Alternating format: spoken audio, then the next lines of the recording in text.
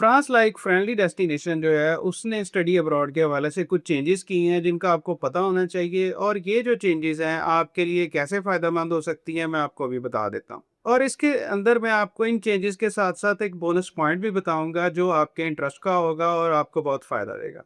सबसे पहली चीज़ जो है वो फ्रांस ने अपनी यूनिवर्सिटीज़ को कहा था कि आप अपना जो है वो मिनिमम थ्रेशोल्ड जो है नॉन ईयू स्टूडेंट्स के लिए उसको इंक्रीज़ करें। आपको याद होगा कि 18-19 के अंदर यानी कोविड से पहले जो फ्रांस की यूनिवर्सिटीज़ होती थी, इनकी फ़ीस 254 यूरोज़ होती थी हर सेमेस्टर की। अच्छा, ये बढ़नी शुरू हुई और इस वक़्त यानी 2026 में इसका जो थ्रेशोल्ड है, वो इतना बढ़ा दिया गया है कि ग्रेजुएट डिग्री के जो स्टूडेंट्स हैं, उनके लिए ये फ़ी का थ्रेशोल्ड जो है वो 3000 के अराउंड है, एग्ज़ैक्टली 2891 यूरो। अच्छा, जो हमारे पीजी के स्टूडेंट्स हैं, उनके लिए ये थ्रेशोल्ड 4000 यूरो है, यानी एग्ज़ैक्टली अगर आप कहें तो 3941 यूरोज़।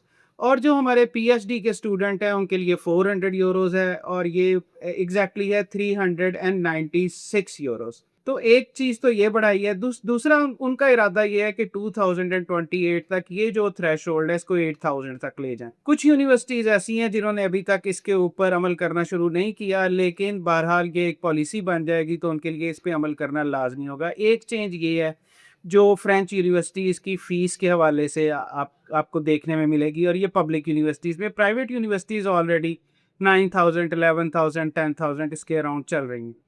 अच्छा, जो दूसरी चेंज आई है वो ये आई है कि जो हाउसिंग हुआ करती थी स्टूडेंट की, वो भले क्रूज़ के थ्रू होती थी, यानी जो यूनिवर्सिटी की अपनी अकोमोडेशन का सिस्टम है उसके थ्रू होती थी, ये गवर्नमेंट का सिस्टम है। और जो बाज़ औक़ात प्राइवेट वाली होती थी, दोनों के अंदर आपको सब्सिडाइज़ किया जाता था, यानी जो स्टूडेंट है उसको कुछ ना कुछ फैसिलिटेट किया जाता था पैसों के साथ कि वो अपना जो अकोमोडेशन का मामला है उसको हल कर सके। ये 120 यूरो से लेके 300 यूरो तक होती थी और प्राइवेट अकोमोडेशन के लिए ये ज़्यादा होती थी और क्रूज़ की यानी यूनिवर्सिटी की जो अकोमोडेशंस है उसके लिए ये कम हुआ करता था। लेकिन ये सब्सिडी जो है ना वो ख़त्म हो गई, इसको काफ कहते थे, सीएफ। तो काफ की जो फैसिलिटी है वो उन्होंने भी ख़त्म कर दी है। जो तीसरी इम्पोर्टेंट चीज़ है जो कि अब देखने में आपको मिलेगी या जिससे आपका वास्ता पड़ेगा, वो है आपकी बैंक स्टेटमेंट की रिक्वायरमेंट।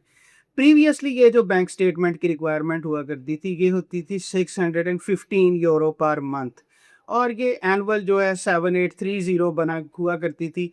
और ये 7830 एक बहुत शानदार फिगर था और पूरे यूरोप में इस जैसा फिगर जो था वो किसी और कंट्री का नहीं था। मैं प्राइमरी कंट्रीज़ की बात कर रहा हूँ। कहीं पे ब्लॉक अकाउंट था, 2-3 कंट्रीज़ में ब्लॉक अकाउंट है, बाज़ के अंदर बहुत बड़ी-बड़ी बैंक स्टेटमेंट चाहिए, 7 मिलियन, 8 मिलियन तक जाती थी। तो उसमें ये जो है बिल्कुल एक जन्नत की तरह हुआ करता था कि बहुत शानदार किस्म का ये फिगर है। और ये जो 7380 है ये 25 लाख भी नहीं बनता था। अब उन्होंने इसको बढ़ाया है लेकिन बहुत ज़्यादा नहीं बढ़ाया। अब उन्होंने इसको 878 कर दिया है, यानी 878 यूरो, 878 यूरोज़ पर मंथ। और ये जो 878 यूरोज़ है ना, इसके साथ ये 10,400 के करीब बनती है, एग्ज़ैक्टली 10,416 यूरो। 10,416 यूरो के साथ जिस वक़्त आप इसे पाक रुपीज़ में कन्वर्ट करेंगे ना, तो ये 3.3 मिलियन, 3.4 मिलियन और on a safer side 3.5 million के ऊपर चली जाएगी। तो ये अभी भी ठीक है, ये अभी भी ठीक है। इन इन सारी बातों को सुनने के बाद आपको ये एहसास हुआ होगा कि यार अब जो है ना ये सर्वाइवल मुश्किल हो जाएगा, या स्टूडेंट के लिए जो इंटरनेशनल स्टूडेंट है हमारा, जो नॉन यूरोपियन है, उसको यूरोप में पढ़ना भी मुश्किल हो जाएगा, वहाँ सर्वाइव करना भी मुश्किल हो जाएगा। बाकी थ्रेशोल्ड भी बढ़ते जा रहे हैं, फ़ी भी बढ़ गई और अकोमोडेशन की सब्सिडी भी ख़त्म हो गई और जो है ना बैंक स्टेटमेंट भी बढ़ गई। लेकिन एक इसमें बोनस पॉइंट है, वो बोनस पॉइंट क्या है? वो बोनस पॉइंट ये है कि फुली फंडेड स्कॉलरशिप्स जो हैं वो अवेलेबल होती हैं। फ्रांस का बहुत ही पॉपुलर स्कॉलरशिप है आईफल। आईफल जो है वो हज़ारों स्टूडेंट्स को अकोमोडेट करता है। यूरोप में फ्रांस जो है वो दूसरे नंबर पे सबसे बड़ा स्टूडेंट डेस्टिनेशन है। 4.5 लाख के करीब स्टूडेंट इसके अंदर हर साल जो है वो ऐड होता है।